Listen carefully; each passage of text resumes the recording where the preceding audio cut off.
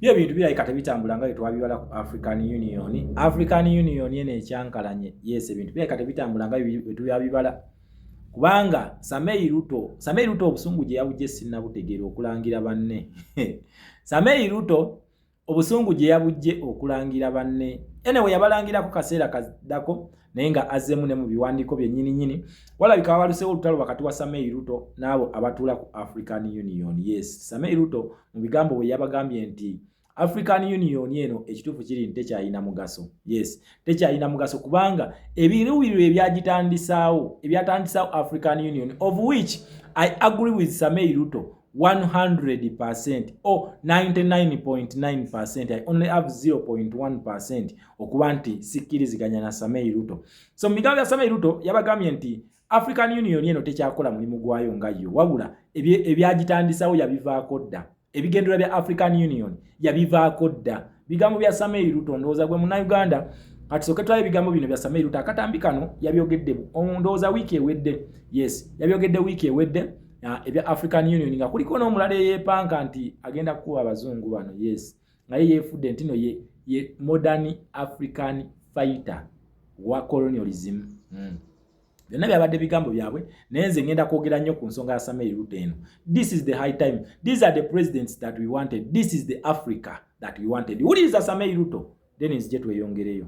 I can tell you without an iota of doubt that Africa Union as is today is not fit for purpose, is not fit to provide the leadership that this continent needs going into the future. And therefore, there is need for the reform of the Africa Union. Oye Samei Ruto akugambye African Union omugaso gwagitandikawo gwavaawo dda. Okitegera tekyalina makulu. Ebigambo bino babadde beetaagayo omuntu omu abibagambe. Nabagamba nti ono Samei Ruto nze namuvaako okumusabula. Lwaki Samei Ruto ono namuvaako? Nze okuva nakizula nti Samei Ruto agenti w'abazungu era gwe bakozanga spy okubega ku Museveni ne Kagame nze nakkiriza ne ngamba Samei Ruto jju sikyakwogerako kikyamu. Kyovula kati abinjogereranga wembyagala. African Union eno abantu bano ekyabatandisa African Union eno, one, it was to advocate for peace. Two, Africa eno unitinze etya. But ebiseera ebisinga bano benyini abatula ku African Union balwana nnyo okulaba nga Africa ebeeranga ntabangufu bwetu to the benefit of the whites. Okitegera Africa bano ba president ba African Union bagifudde bwe batyo nti ne watunulide African Union eyo abasingako bonna ebisanja bye balina constitution zaabwe bazikwata kodda ng'onaku wairo otunulya n'ono wa Sadako ono gwe bayita Munangagwa akugamba mukati yesaawa simanyi agenda ku scrapping off democracy kujijjawo mu ggwanga lya Zimbabwe. Kino kye bagamba nti it is the present fools that don't learn from the past fools to make history repeat itself. Kino kye bagamba nti olina okuba nga omanyi history wo, obanga tribe yo omanyi history wo, obanga nsi yo omanyi history wo, bino bigendo tuyamba okugenda maaso. Munangagwa essaawa eno talina kyayigidde ku Robert Mugabe, talina. Tamanyi na entebe yo yagifuna atya, tagimanyi yagifuna atya. Naye ono naye omulaba nga atudde ku African Union mbu anegotiatinga future ya Africa. Iyo African Union beetaaga okuba nga batudde ne tujja Samei Ruto yekka ne tubakubako bomu bonna ne bafa. Okitegera kubanga tebalina kye bagasa Africa bano. These are just a bunch of corrupt individuals abatulawo nega face gabo in these guys that they are presidents. Okitegera befuula bwefuzi ba president ne twogera ku puppet, typical puppets ebiwedde emirimu. Okitegera ekintu ekyo teri kalungi ke basobola kukolera Africa. Kyovula ba Samei Ruto lero I salute you sir, respect abaana be Kenya nsinza abasalirawo. If you are to give Samei Ruto anaza kisanja, these statements they are valid statements. Awo Samei Ruto wano mukonde msibagambye nti no mumuwe sinnabagambako. It is the will of the people to decide. Na Kenya mwagala president ki. Nayenze nkugambye according to this situation so mukonede mu stamp abalangire agenda za African Union tewakyali.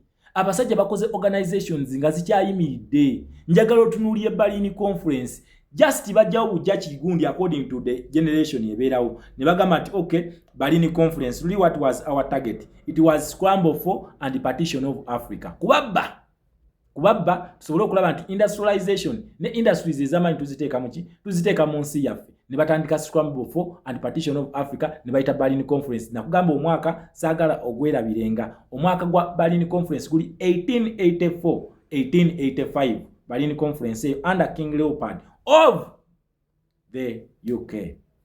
Oshegedde? So oyo king oyo kabaka oyo yaleeta gundi emiunyo gye tulimu kati Abafirika. Oyo yaleeta ekiteeso ekyo n'agamba nti let the colonial powers unite against the minorities yeffe be bali baagala okubba. Oshegera for their success looting of Africa. Oshegera ne bagamba katuule tekyegasa ffe kwetta ku lw'Abafirika. Wabula omuntu oboze n'otwala ettwale litwale temulirwanirya mulireke then ono alitwale then eyo maaso fena tugenda kukola ki tujja kubanga twegala. So agenda zaabwe zino wozitunulya oziraba ne mu European Union eyo etuusa eri mu kutuusa interest za colonial eras.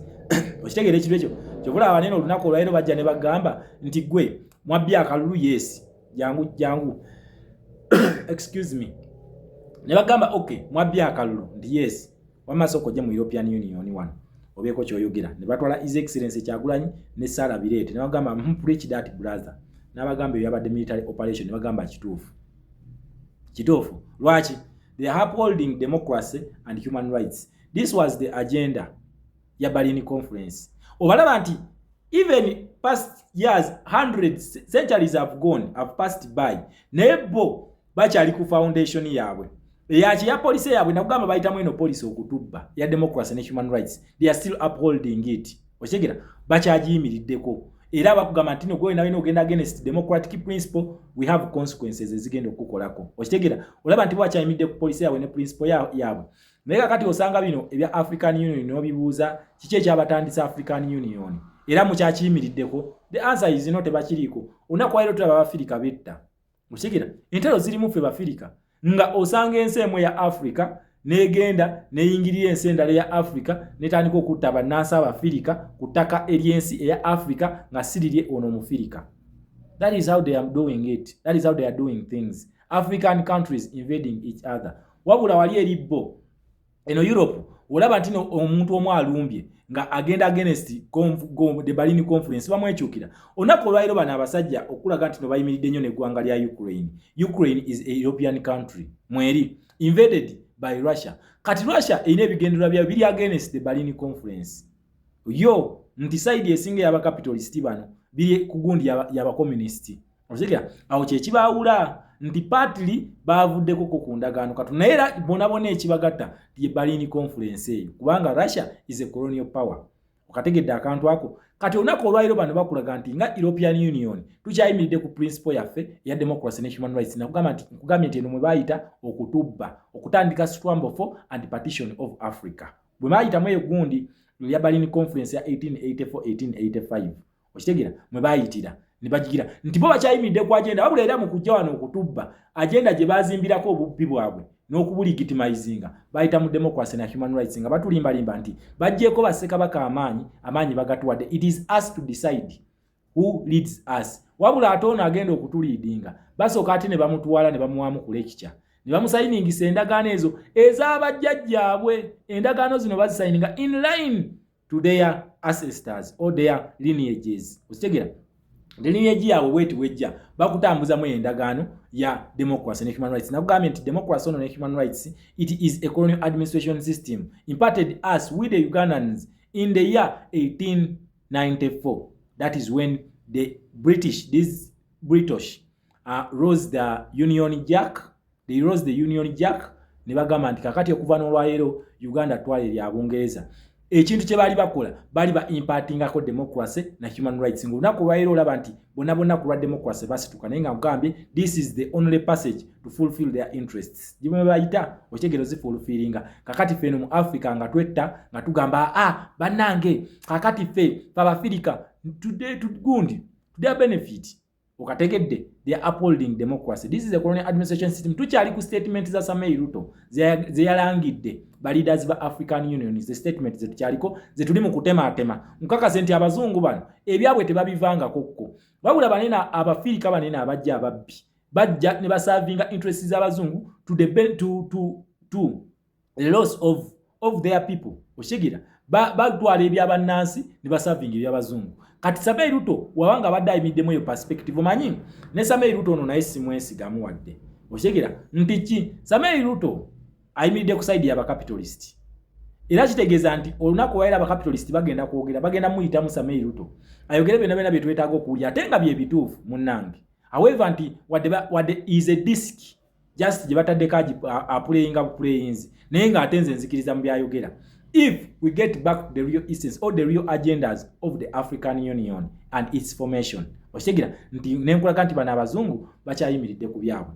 ne tutunuulya America gitunuulire ekyayimiridde ku American foreign policy kweyimiridde nga mu Uganda wano bagitu impatingako ng'ennaku z'omwezi 19 omwezi gwa October omwaka gwa 1962 ne batupatinga mu American foreign policy under JF Kennedy yali president ng'olunaku lwairo tulina Donald Trump akugamba make America great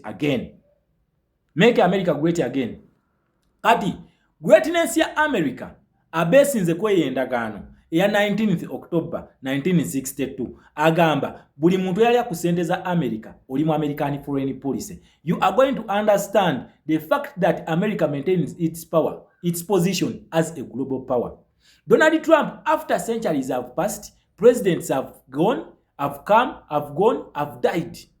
Oshitegera kakati Donald Trump akugamba America, it is America kyaliko ndi akulaga nti agenda zino ezaba America zakyayimirideko under American foreign policy era akugamba democracy and human rights sente mweziyitira era olunaku lwaira abawuttula ng'abagamba nti mwagenza against the American principle yaffe tebagimenya niba weefudde mubbi eno endagaano jjagigondera oba oyagala oba toyagala ogenda kugondera endagaano eno eya human rights ne democracy. That is Donald Trump for you. Kyovolaba ono wa Iran yamugamba ona asayininga oba tosayininge. Owa Iran namugamba nze sijja kusayininga ani gotiisa namugamba kale nenda kukuba. Bane bonna basayininga endagaano eno. Ndi bali mu American foreign policy. Zino zona zi Saudi Arabia, UAE, Qatar, Omani, ni Kuwait, Jordani, zona zasayininga endagaano. Oshigira ono wa Iran namugamba nti mukulu sijja oyali Kamunei Ayatullah Kamunei ye yaliko oye ne bamugamba yewe ogambye katugenda kutula ngenda kukubera twogera Kamunei nabagamba nti nange muje mu mputule naye nange njja bawutula Kamunei teyabera una naku 2 kulaba ku lutalo longa lutandise teyabera olwachi lwa police zaabwe naye wojja kuba na abafirika bo bubbi aba president ba Africa babbi okitegeera babbi buli watuza African summit ngetuda African Union ogenda bula bonna at the end of the day ogenda busanga nga butuddemu abachina nga batuddomu ogenda kusanga mu America nga batuddomu ensonga ya Africa then kati abazungu babira bajagazaaki that where is the problem? Leadership. We have greedy, corrupt dictators that are taking on our continent. Bano nyini I am talking about the richest continent. Africa is the richest continent in the whole world. The richest continent. But omusajja omu yagambye nti Africa ino omuzannyo mungi. Africa eno senga yefuga ensi. Okitegera? Omusajja yakugambye nti Africa senga yefuga ensi, which is true. Twine ebyokulwanyisa ku African continent ewali nsi ina nuclear. Naye ng'ate uranium gwe bakozesa bano okukola nuclear. Tumulina as a deposit, not a reserve. They have reserves that they take from Africa. Ne batwala uranium, ne bafuna reserve, ne bakola enrichment, ne bakola nuclear. Okitegera ne bagikola.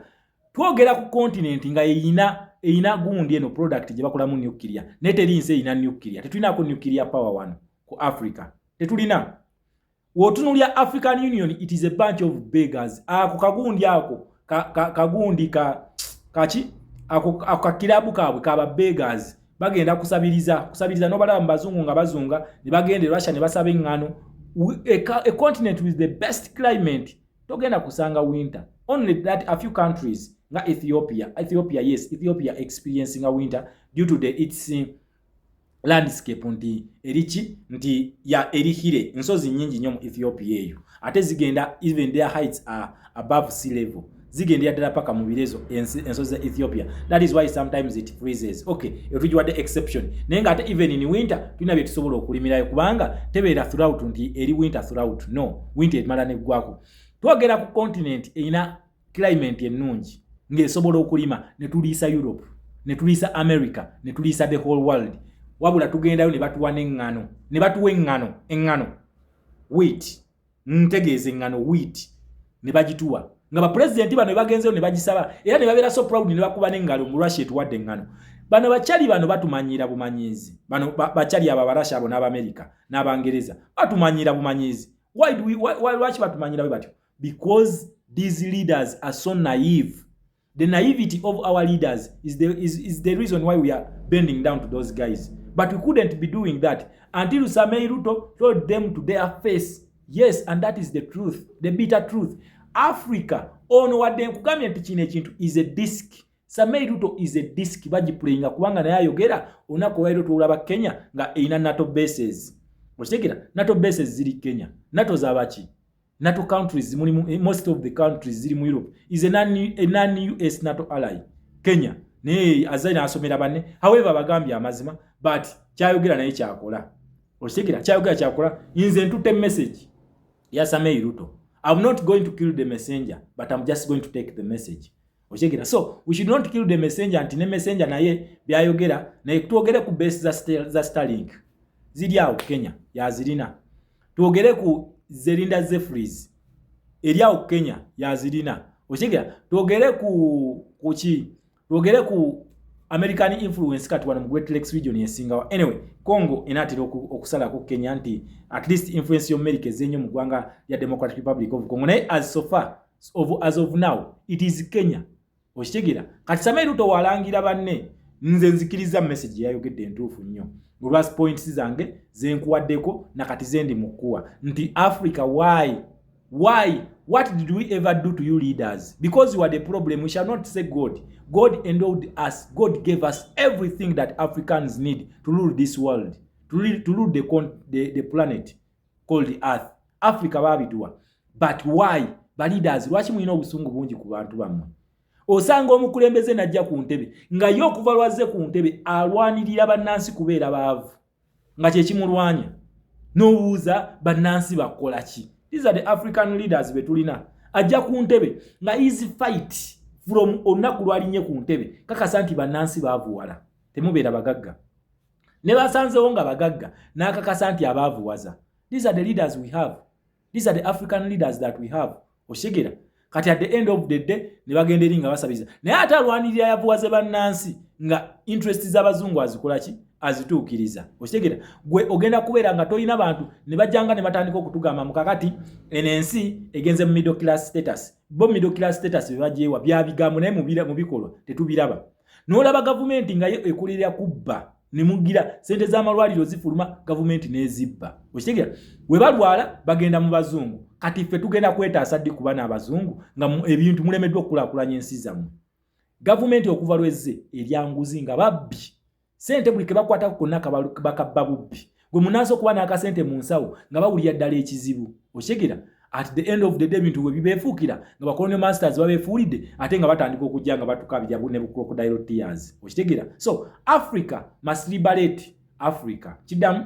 Africa must liberate Africa. But how are we going to liberate Africa? Through mindset reset. To see the reality of these leaders. They are greed, they are thieves, they are thugs, they are everything. That is the problem with African leaders until someone looks them into the eyes and tell them you are thieves. Tetugenda kukyusa nsi. Tejja kukyuka. So, congratulations Samei Ruto. Thank you sir. But kirungi nnyo oyogere ebintu nawe byokola. Kirungi oyogere ebintu byokola ne kugambye we welcome the ideology that the capitalists are back in Africa. We welcome that because African leaders have failed to control the continent. Balemeddwa okululinga continent baagala kugifuga bufuzi. Bagifudde empire yaabwe buli omu yeesalirako ka kingdom ke. Olwo kugamba nze king wa kingdom gye bayita Uganda, nze ndi kingdom wa Zimbabwe, nze ndi kabaka wa kingdom gye bayita Lesotho. But by the way, Lesotho changes presidents. I'm sorry, Lesothians. Abo bakyusa president. ne waliwo abeewazi empire zaabwe nga bo tebaagala bagambako ng'asobola n'okukuloga naye nga tomuggyeko kingdom gye bayita Uganda. Waliwo asobola okukuloga nga tomuggyeko kingdom gye bayita Zimbabwe, ng'asobola okukuloga zo ensi baazifuula na kingdoms zaabwe, whereby we are going to be in monarchism. Ndiye waavaawo akulekedde omusika. That is how they are treating the continent. At the end of the day ne batugamba the problem is the imperialists, unless when we are fools. Oh, we the citizens are either fools or those that are telling us such statements are the fools. So kati kufe twerondeko omu ani musiru. Either bano ababyogera nti omuzungu kyekizibu kya Africa oba si ekyo ffe babigamba kwe kuli omusiru. Kati ffe twerondeko ani musiru. Okitegedde? Naye nga nze wentunuulira ndabira ddala nga points za Ruto zitulaga zireflecting ani musiru. Yes, statement za Samei Ruto zitu reflecting lao. So until Africa gets such leaders who speak with actions, not who speak because they want to excite the colonial powers or the colonial masters, when they are speaking reality ngekiri ku mitima kyekiri ne ku maaso kyebakola kibalaga, then Africa will liberate itself from the dictatorship and the mental slavery that Africa are living in. Okitegere ekintu ekyo. So kati eno video nkozeseza nnyo oluzungu kati bagamba omuyaye nga wa luzungu nyonze Minister of Foreign Affairs addako, so munansonyiwa oluzungu eruba luyitiridde. I have to represent you mubano these things, I have to be there, so I have to speak English. Yes, wembeera mutudde wano mumanya nti tuli ku kintu kye bayita geopolitics gwe tuliko, geopolitics gwe tuliko gwe tusoma, and civics. Yes, nakugamba nti wano ffe tetuvoola tetuvuma, but we speak reality, we speak according to how the thing must be done, and we give a solution how things have to be done for God and my country Uganda. Respect my people.